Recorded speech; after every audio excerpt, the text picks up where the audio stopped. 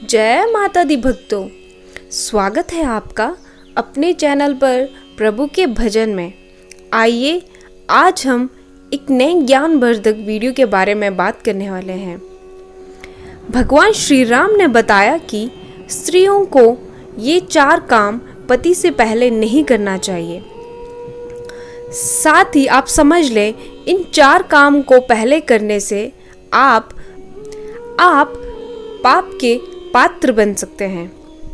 कहते हैं जहाँ नारी सुखी है वो घर सदैव सुख समृद्धि से संपन्न रहता है, और जिस घर में नारी का अपमान होता है, अपशब्द बोला जाता है, उसका तिरस्कार किया जाता है, उस घर में रोग दरिद्रता का आगमन शुरू हो जाता है। इसीलिए नारियों का सम्मान करें, उनको अपशब्द ना बोले, क्योंकि नारियों को देवी तुल्य माना गया है। इसीलिए नारियों का सदैव सम्मान करें। जैसे कि हम सभी जानते हैं कि हमारे देश में आदि काल से ही नारी की पूजा होती आई है, क्योंकि वह नारी सुख समृद्धि को बढ़ाने वाली होती है। अगर वही नारी नियम का पालन करे, नियम आदर्श का पालन नहीं करती है, तो दुख और कलेश उत्पन्न हो जाते हैं। आज मैं आपको बताऊंगी कुछ ऐसे कामों के बारे में जिन्हें गृहिणियों को पति से पहले नहीं करना चाहिए। भक्तों, अगर आप इस चैनल पर नए हैं तो इस चैनल को आप ज़रूर सब्सक्राइब कीजिए, बेल आइकन को प्रेस कीजिए, ताकि आपको हर नई वीडियो जल्द से जल्द मिल सके। भक्तों, मेरा आपसे निवेदन है कि इस वीडियो को आप ध्यान से सुनना और अपने घरों के समस्त नारियों को इसे ज़रूर सुनाना। पहला, अगर कोई साधु संत भूखा प्यासा घर पर आए, उसे अपने घर से कभी भी खाली हाथ ना भेजें, उसे अपने घर से निराश मत लौटाएं। साथ ही उन्होंने ये भी बताया है कि लक्ष्मण रेखा जो कि एक सुरक्षा रेखा थी, किसी भी साधु भेष में अंधभक्ति से अपनी सुरक्षा का भी ध्यान रखें।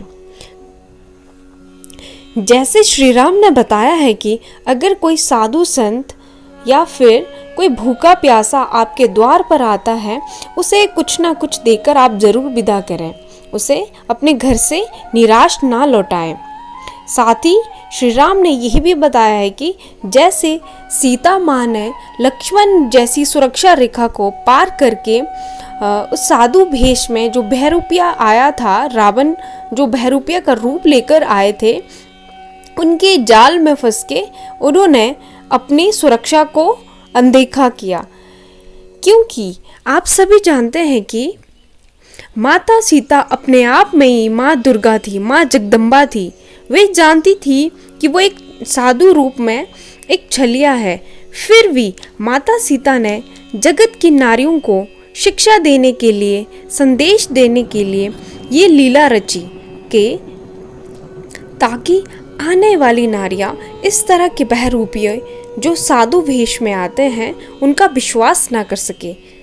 ये माता सीता का एक शिक्षा थी आने वाली नारियों के लिए, ताकि वो अपनी सुरक्षा का ध्यान रखते हुए ये कार्यों को संपन्न करें। आगे श्री राम जी ने बताया है कि कोई भी स्वादिष्ट भोजन या पकवान पति से पहले ना खाएं। अगर खाना ही है तो पहले अपने पति को जरूर परोसे, या फिर पति की आज्ञा से आप खा सकती हैं। इससे पति का अनादर का दोष नहीं लगेगा। एक स्त्री को हम सभी जानते हैं कि एक स्त्री को पृथ्वी की तरह सहनशील और संतोषी होना चाहिए, क्योंकि सबको खिलाने का काम नारी का ही होता है। स्त्री सबसे महान है जो सबके भोजन पानी की चिंता रखती है। कहते हैं जिस घर में स्त्री नहीं होती है, उस घर के लोगों को पेट भर के खाने का सुख प्राप्त नहीं होता है। साथ ही इसीलिए कहते हैं नारी के बिना घर घर नहीं होता है। एक नारी ही घर को सजाती है, एक नारी ही घर को जोड़ती है, एक नारी ही घर को बनाती है, तभी उसे देवी स्वरूप कहा गया है। इन्हीं कारणों की वजह से ही नारियों को देवी तुल्य कहा जाता है।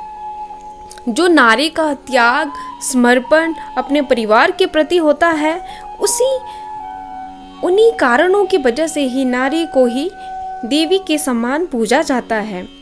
कि यहाँ पर श्री राम जी ने पुरुषों को भी ये सीख दी है कि अगर घर में स्त्री से कोई गलती हो जाए या फिर किसी कारणवश जाने अनजाने में कोई गलतियां हो जाए तो एक टक से आप स्त्री के ऊपर चिल्लाने ना लग जाएं, उन्हें पीटना या फिर अपशब्द बोलने ना लग जाएं, उन्हें प्यार से समझाएं ताकि वो अपनी गलतियों को भी समझे, साथ में ही स्त्रियों का अनादर भी ना हो सके, ना ही कोई अपशब्द भी बोले। अक्सर लोग ये गलती करते हैं या फिर अपने परिचित परिजनों के सामने उनका अनादर करते हैं, तिरस्कार करते हैं और अपशब्द बोल के उनका अपमान करते हैं।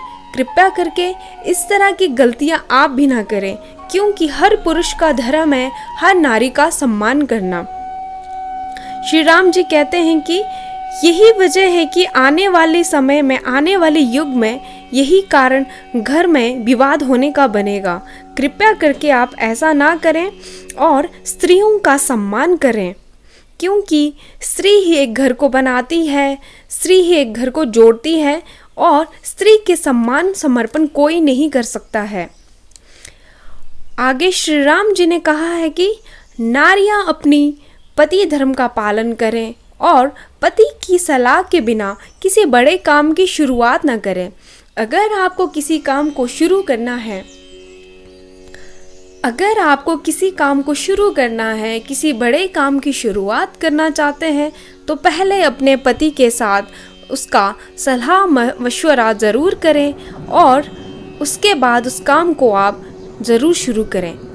साथ में ही श्री राम जी ने कहा है कि किसी अनजान और अपरिचित व्यक्ति से वार्तालाप ना करें, क्योंकि जिस तरह से सीता माता ने आने वाली पीढ़ियों को एक शिक्षा दी है कि अपरिचित और साधु रूप में बहरूपिये के साथ उन्होंने अपनी सुरक्षा कवच को खो दिया था, उसी तरह से ही ये आने वाली नारियों के लिए एक संदेश है कि किसी अनजान और अपरिचित व्यक्ति से वार्तालाप करना आपके लिए खतरा हो सकता है। आगे श्री राम जी ने कहा है कि पति की आज्ञा के बिना किसी परिचित को भी घर पर ना बुलाएं, ना ही उसके साथ कहीं घूमने जाएं, यहाँ तक कि अपने पिता के घर भी बिना बोले ना जाएं।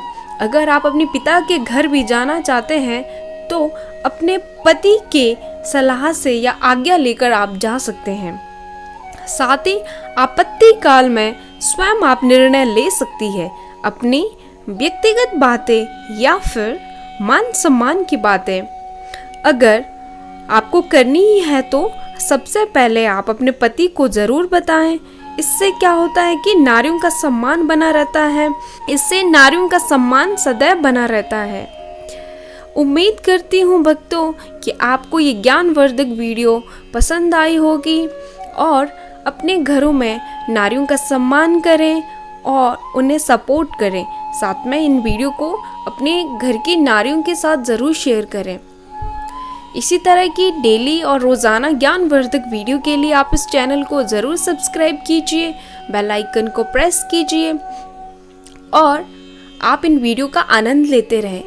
जय माता दी भक्तों।